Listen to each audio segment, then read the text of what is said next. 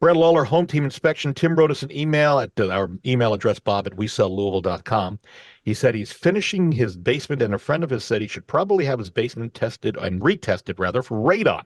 Tim's wondering why. He says it didn't have any dangerous radon levels when he first bought the home, so why have it retested? Again, radon, colorless, odorless gas, second leading cause of lung cancer among smokers, and the primary lead of cancer among non-smokers. So, Brad, do you retest?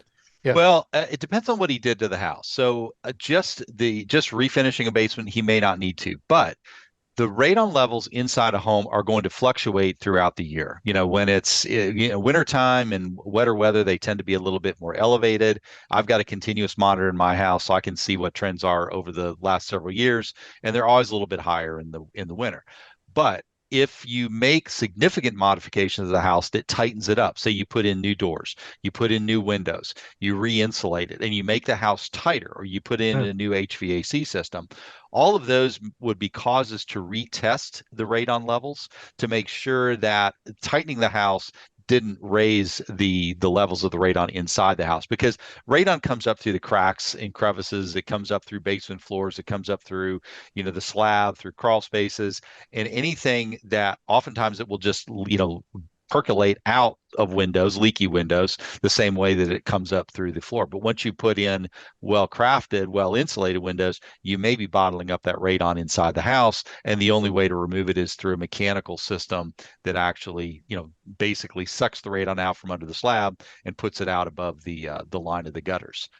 One caveat, in addition to the cracks and crevices that it comes up through, it's also the sump pump system that it comes up through. So keep an eye out. There's a reason you I might hadn't want heard to. that. That's a good tip. That Comes through, wow. yeah, will come around those crocks very, very easily because they're not sealed up. And then what about if it's a walkout basement? Is that better than, let's say, a non-walkout as far as radon goes? So the crazy thing about it is you can live in a house with a walkout, and then your neighbor has a house with a walkout. You've got an elevated level of radon, your neighbor does not.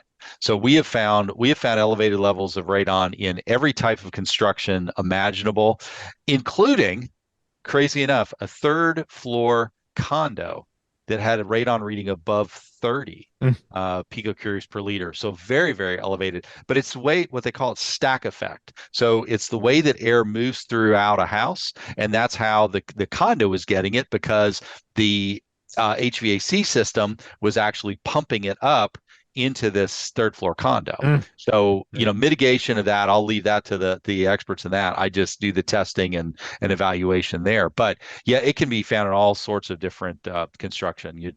No one type is preferable over another. If you are thinking about selling your home, we have a free, no obligation booklet that has hundreds of useful tips. If you want a copy, it's free, no obligation. As I said, send me an email, bob@wesellouisville.com, and put selling tips in the subject line. And by the way, if you're thinking about selling your home, we also have Brad's home inspection, what to expect booklet. Again, just send me an email, bob@wesellouisville.com, and we'll go and help you.